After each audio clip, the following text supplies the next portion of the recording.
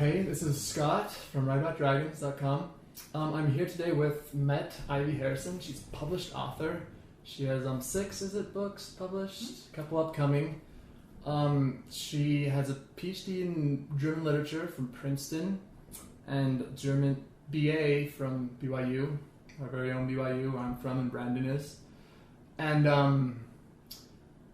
so she just has tons of great writing advice you can find online. And today we're just going to interview her and see what she has to say. So, Matt, the first question I have is, in one of your blog posts you mentioned how becoming a writer, a published writer, is a lot like winning American Idol or like the X Factor. Like, you got to go through this process. Could you maybe go through that process in your own writing career, like how you actually got published, essentially? Yeah, sure.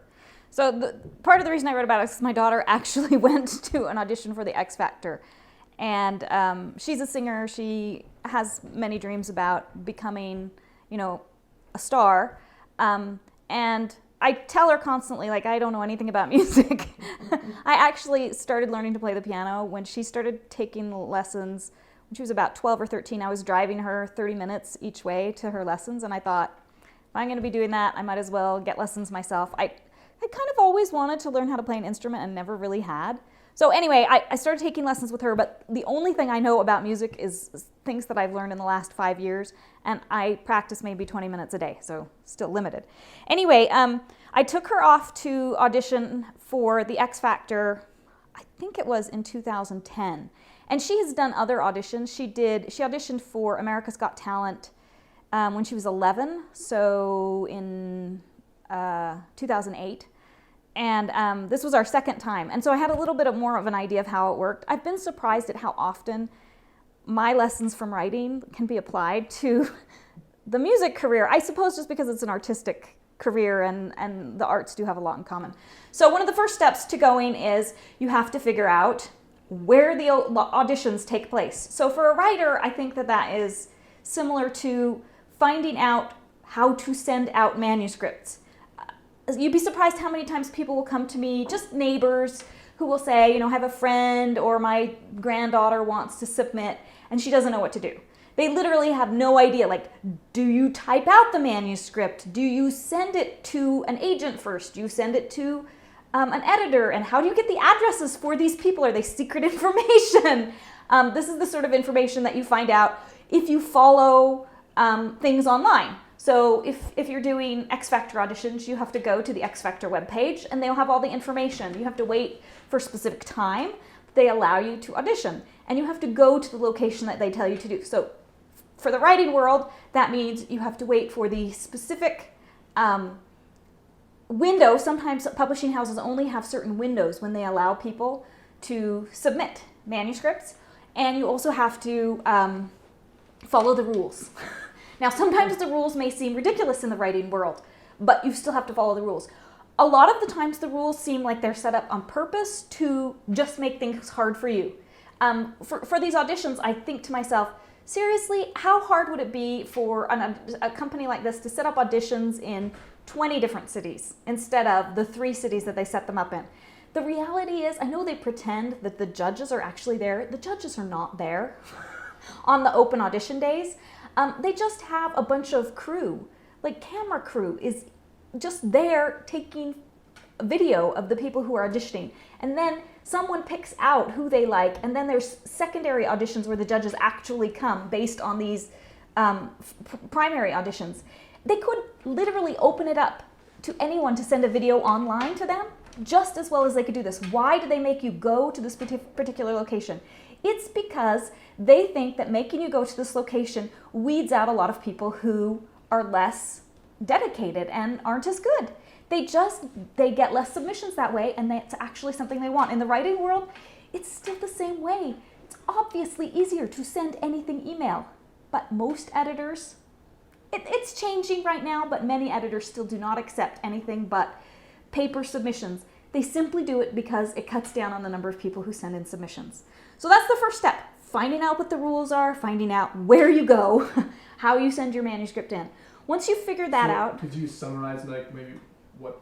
So like, people who don't know, like, what is that? Oh, yes, sorry.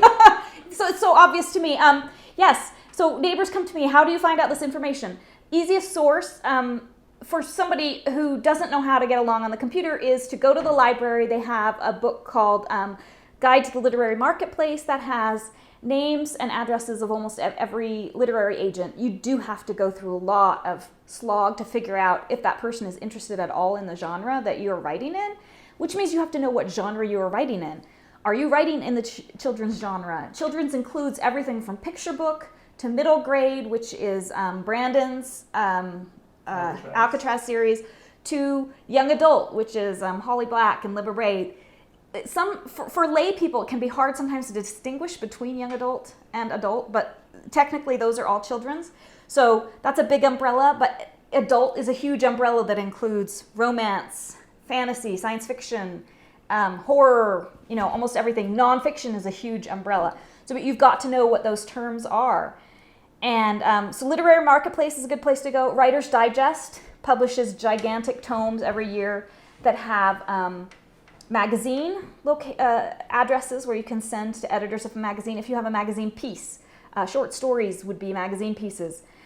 You can also get book publisher information from Writer's Digest. Again, they'll have it in categories, children's books, adults books, nonfiction and fiction, divided that way. So you find out the name of the editor. I should warn people in advance. The names of the editors that are typically listed are that nobody's trying to lie to you, but frequently those youngest editors, the ones who are acquisitions editors, move around a lot. Honestly, sometimes they will last 2 to 3 months. This is perfectly normal in the world of publishing. So if you get a name in Writer's Digest, that name was collected at least 9 months ago, the likelihood that that person is still there is maybe 20 to 30%. So, you still send it. You can still send it to that person's name, or you can just send it to acquisitions editor. Either one is usually fine. And people actually do read it. I think sometimes people feel like they're sending it into the black hole. The chances of being published this way are minuscule. Nonetheless, it does happen. And so I'll get to my publishing story. I actually was published by sending a book through this very method. I found an editor's name in Writer's Digest and sent it off to her. So did you just send like a...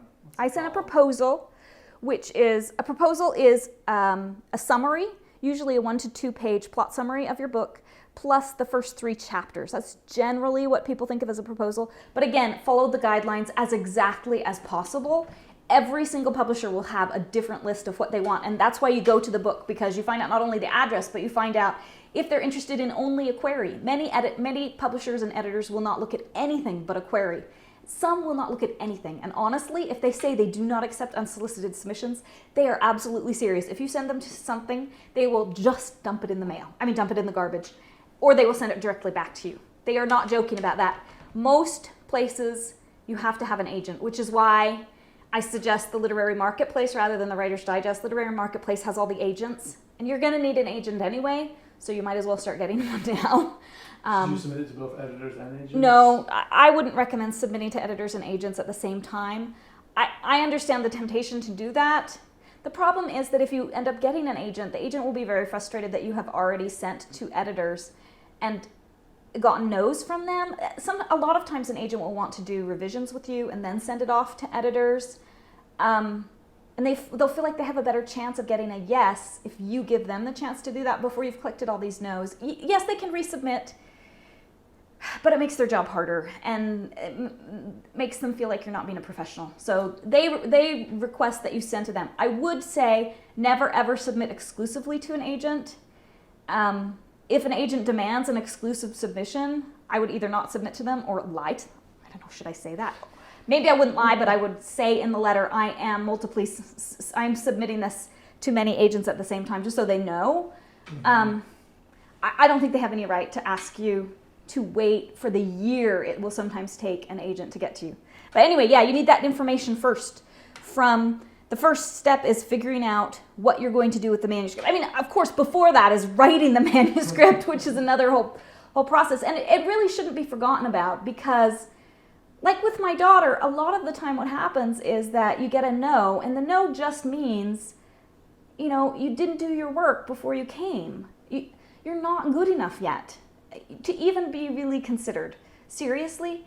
And I think for me, one of the reasons as a writer that I made my daughter, I shouldn't say I made her, she desperately wanted to go to these auditions. I knew that the chances were minuscule that she would be taken. I think she's brilliant, but she was also 11 and 14 the 2 times that we went to these big auditions. And I thought the likelihood that she would get in was very, very small. The likelihood that she was going to end up crying at the end of the day was very, very high. And I, as the mom, was going to have to deal with my teenage daughter crying at the end of the day. I accepted that as a possibility. And I think as writers, you should accept that rejection is extremely likely. Yeah, I'm not saying you don't cry over it. We all cry over being rejected. It's painful.